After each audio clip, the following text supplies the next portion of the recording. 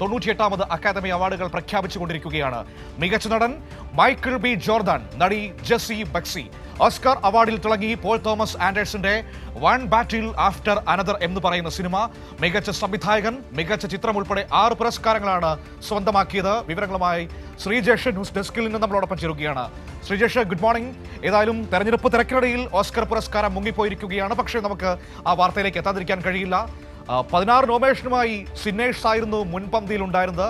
പക്ഷേ ഇപ്പോൾ one battle after another എല്ലാ പ്രതീക്ഷകളെയും മറികടന്നുകൊണ്ട് കുതിക്കുകയാണോ?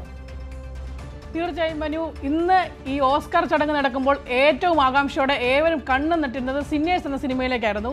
ഓസ്കാറിന്റെ ചരിത്രത്തിൽ തന്നെ ആദ്യമായാണ് ഒരു ചിത്രം 16 നോമിനേഷനുകളിൽ ഇടം പിടിക്കുന്നത്.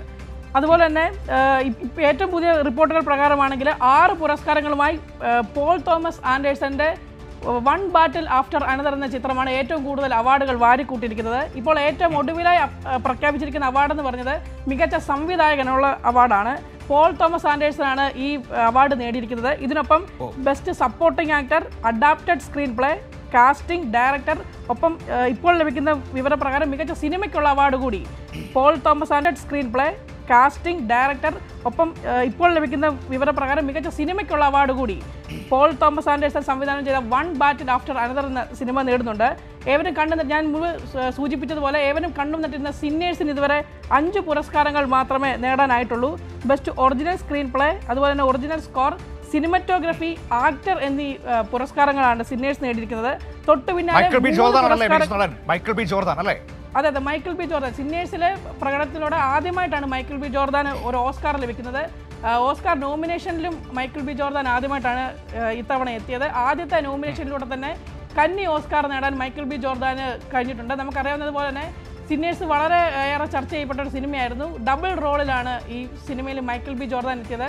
അദ്ദേഹത്തിൻ്റെ പ്രകടനവും വലിയ രീതിയിൽ ചർച്ചയായിരുന്നു. എന്തായാലും ആദ്യത്തെ നോമിനേഷനിലൂടെ മൈക്കിൾ ബി ജോർദാന് തൻ്റെ കന്നി ഓസ്കാർ നേടാൻ ആയിട്ടുണ്ട്. മികച്ച നടിയിലേക്ക് വന്നാൽ ഹാംലെറ്റ് എന്ന സിനിമയിലെ അസാമാന്യ പ്രകടനത്തിലൂടെ ജെസ്സി ബക്ലിയാണ് ഈ അവാർഡ് നേടിയിരിക്കുന്നത്.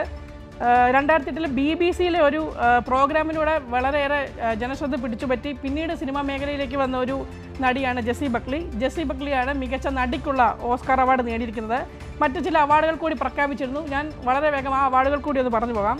മികച്ച സഹനടനുള്ള അവാർഡ് ഷോൺ പെൻ ആണ് നേടിയിരിക്കുന്നത്. വൺ ബാറ്റിൽ ആഫ്റ്റർ അനദർ ആണ് ചിത്രം. മികച്ച സഹനടിക്കുള്ള അവാർഡ് വെപ്പൺസിലൂടെ എയ്മി മാഡിഗൻ നേടിയിട്ടുണ്ട്. ഒപ്പം മികച്ച അനിമേറ്റഡ് ഫീച്ചർ ഫിലിമായി K-pop ഡീമൺ ഹണ്ടേഴ്സ് ആണ് തിരഞ്ഞെടുക്കപ്പെട്ടിരിക്കുന്നത്. The girl who cried pearls എന്ന ചിത്രം മികച്ച ആനിമേറ്റഡ് ഷോർട്ട് ഫിലിം വിഭാഗത്തിൽ മത്സരിച്ച് ആ അവാർഡും നേടിയിട്ടുണ്ട്. മികച്ച കാസ്റ്റിങ്ങിനുള്ള പുരസ്കാരം ഇത്തവണത്തെ ഓസ്കാറിൻ്റെ ഒരു പ്രത്യേകത എന്ന് പറഞ്ഞാൽ മികച്ച കാസ്റ്റിങ്ങിനുള്ള പുരസ്കാരം ഇത്തവണയായിരുന്നു ആരംഭിച്ചിരുന്നത്. ആ വൺ ബാറ്റിൽ ആഫ്റ്റർ അനദർ ഇതുവരെ ഏറ്റവും കൂടുതൽ അവാർഡ് നേടിയ വൺ ബാറ്റിൽ ആഫ്റ്റർ തന്നെയാണ് ഈ വിഭാഗത്തിലും അക്കൗണ്ട് തുറന്നിരിക്കുന്നത്. കസാൻഡ്രയാണ് മികച്ച കാസ്റ്റിങ്ങിനുള്ള പുരസ്കാരം ഈ ചിത്രത്തിലൂടെ നേടിയിരിക്കുന്നത്. അതുപോലെ തന്നെ മികച്ച ലൈവ് ആക്ഷൻ ഷോർട്ട് ഫിലിമും ഈ അവാർഡ് 2 പേർ പങ്കിട്ടിട്ടുണ്ട്. ദ സിംഗേഴ്സ്, അതുപോലെ തന്നെ 2 പീപ്പിൾ എക്സ്ചേഞ്ചിങ് സലൈവ, ഈ 2 സിനിമകളാണ് മികച്ച live action short film award പങ്കിട്ടിരിക്കുന്നത്. മികച്ച വസ്ത്രാലങ്കാരം, മികച്ച മേക്കപ്പ് ആൻഡ് ഹെയർ സ്റ്റൈലിംഗ് എന്നീ അവാർഡുകൾ ഫ്രാങ്ക്സ്റ്റീനും സ്വന്തമാക്കിയിട്ടുണ്ട്. വൺ ബാറ്റിൽ ആഫ്റ്റർ അനദർ നേടിയിരിക്കുന്ന മറ്റൊരു അവാർഡെന്ന് പറഞ്ഞാൽ മികച്ച അവലംബിത തിരക്കഥയ്ക്കുള്ള ഒരു അവാർഡാണ്. സിന്നേഴ്സ് നേടിയിരിക്കുന്നത് മികച്ച തിരക്കഥയ്ക്കുള്ള അവാർഡുമാണ്. അതുപോലെ തന്നെ മികച്ച പ്രൊഡക്ഷൻ ഡിസൈനിങ് ഉള്ള അവാർഡ് ഫ്രാങ്ക്സ്റ്റീൻ പിന്നീടും നേടിയിട്ടുണ്ട്. സെൻറ്റിമെൻ്റൽ വാല്യൂ, നോർവേ എന്നീ 2 ചിത്രങ്ങളാണ് ബെസ്റ്റ് ഇൻ്റർനാഷണൽ ഫീച്ചർ ഫിലിമിന് അർഹമായിരിക്കുന്നത്. മുമ്പ് സൂചിപ്പിച്ചതുപോലെ മികച്ച സംവിധാനത്തിനുള്ള അവാർഡ് പോൾ തോമസ് ആൻഡേഴ്സണും ഇതുവരെ നേടിയിട്ടുണ്ട്. ഏതായാലും അവസാനം കുറച്ച് നേരങ്ങൾ കൂടി അവാർഡ് ദാന ചടങ്ങ് പുരോഗമിക്കുന്നുണ്ട്. ഇനിയും മ്യൂസിക്കുമായി ബന്ധപ്പെട്ട ചില അവാർഡുകൾ കൂടിയാണ് പ്രഖ്യാപിക്കാനുള്ളത്. മനു.